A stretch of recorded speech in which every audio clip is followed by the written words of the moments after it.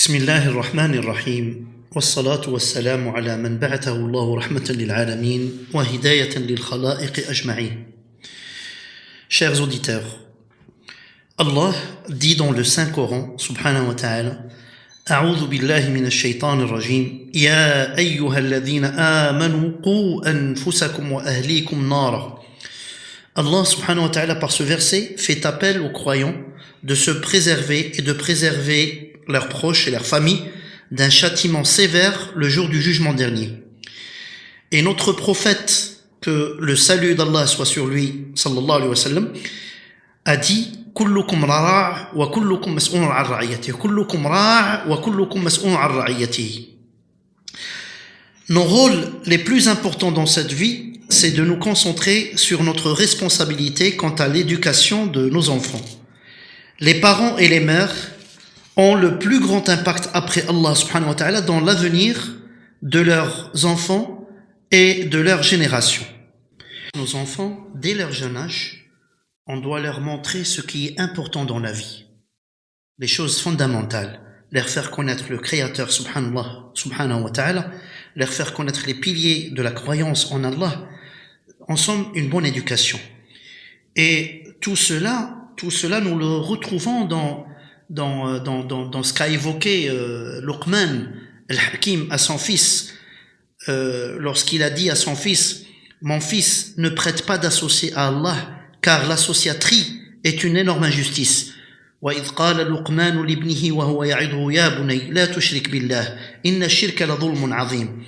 Vous sentez cette sagesse et cette éducation par cette feuille de route, ces grandes lignes que Luqman, par Allah subhanahu wa ta'ala, qui nous a montré comment sa sagesse, elle a été faite par la communication saine et douce et indulgente à son fils. Il lui a montré les bases fondamentales de la religion et comment être bien, comment connaître son éducation bien comme il faut, avec la douceur et la sagesse.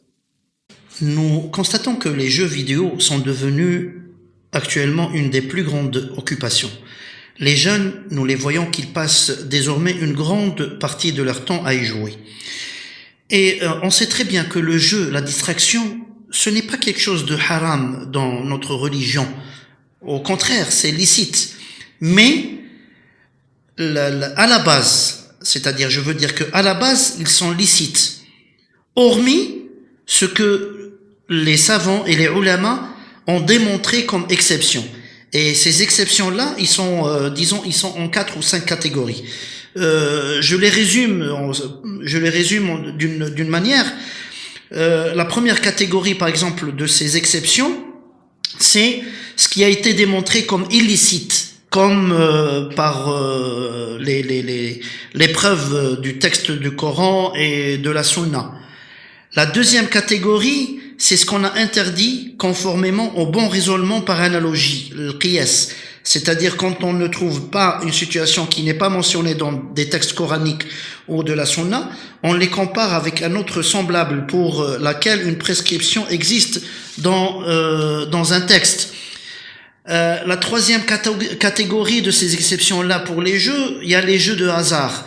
Alors, auquel une personne, par exemple, pourrait participer en avançant une petite somme d'argent et qui comporterait sur la chance pour gagner un montant bien plus important. Vous constaterez que ce que j'ai dit, le résultat attendu par cette personne suite à sa participation au jeu, ne dépendrait pas d'un effort fourni de sa part, mais il serait soumis à la chance. Et il y a des gens aussi simples d'esprit qui pensent que le jeu de hasard est comme le commerce. Nous leur disons que ceux qui font du commerce afin de garantir leur bon revenu travaillent dur. Cependant, ceux qui participent au jeu de hasard comptent sur la chance pour espérer gagner de plus grandes sommes d'argent. Par conséquent, il est important de savoir que contrairement au principe de base, le jeu de hasard est par unanimité illicite, il est haram. Une quatrième catégorie pour ces exceptions-là, c'est tout ce qui empêche le musulman de s'acquitter de son devoir envers Allah, ce qui l'empêche de l'invoquer. Voilà, le jeu, par exemple, il est licite, mais quand il devient par exemple une obstination, il doit par exemple manquer une prière collective et tout ça, alors là ça deviendrait illicite. Et il y a une cinquième catégorie dans ces exceptions-là, c'est ce qui provoque l'hostilité et la haine entre les gens. Donc, tout ce qui est connu pour provoquer la haine et la discorde entre les joueurs est illicite. Comme les jeux de cartes, par exemple, ou similaires. Ainsi, ce jeu mène, dans la majorité des cas, aux insultes et aux malédictions pendant le déroulement de jeu. Les joueurs s'insultent entre eux, voire insultent les parents de chacun, ce qui peut devenir une cause d'hostilité et de haine, pouvant même mener à des tentatives de vengeance. Cette catégorie de jeu est alors aussi illicite.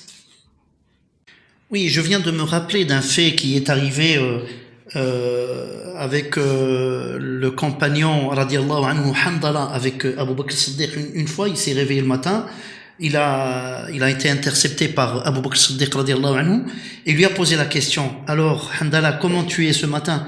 Handala lui répond Nafaqa Handala, voilà, il lui a dit en arabe Nafaqa Handala, pour que vous compreniez, c'est-à-dire Handala est devenu hypocrite.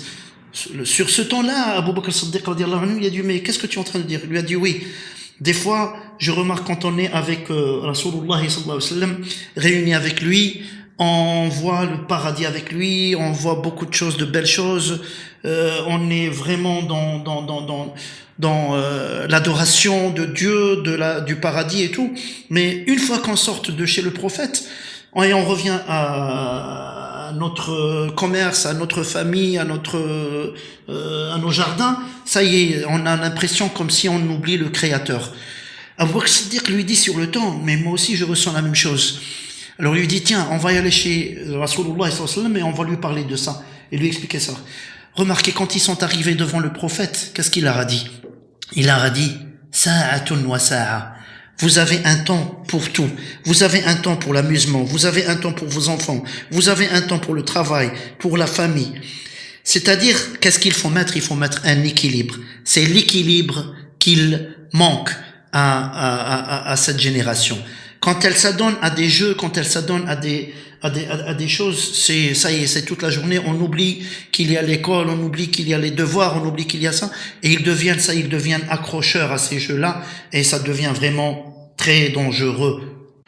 Tout cela, c'est pour vous expliquer que jouer, ok, d'accord, il n'y a pas de problème, c'est pas haram. Mais seulement, moi, ce qui m'a attiré l'attention cette semaine, c'est de voir, par exemple, des jeux vidéo, en l'occurrence PUBG ou Free Fire, ou je sais pas comment ça s'appelle.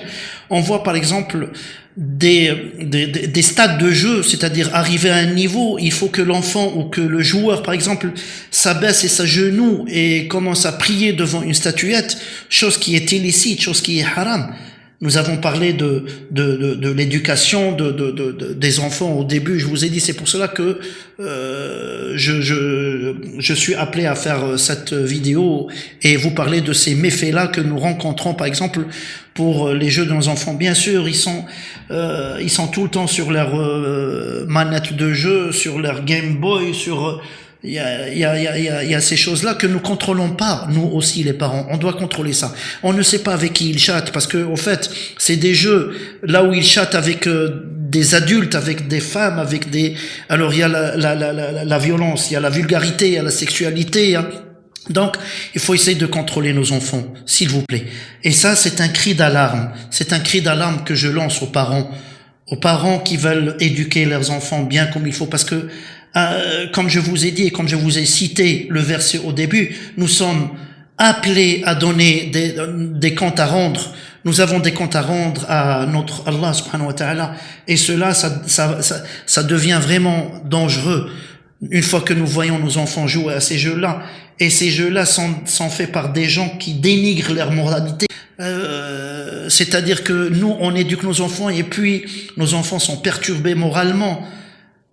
Essayons de les contrôler, essayons de leur donner goût à la vie, goût à beaucoup de choses. Voilà, c'est un cri d'alarme que j'ai voulu lancer. Regardez l'enfant, où est-ce qu'il se dirige? Il se dirige, il y a un stade, un niveau, où il va se diriger vers la statue, et le statue, la statuette, il doit s'agenouiller, il doit il doit lui demander des choses, et vous avez vu les gestes qu'il fait et tout. Donc là, ça devient dangereux. Ça devient dangereux, et voilà, c'est ce qui m'a amené à vous parler de ça et considérer ça comme un cri d'alarme que j'espère atteindra vos cœurs et vos oreilles et vos esprits. J'espère que, Inch'Allah, il n'y aura pas de problème.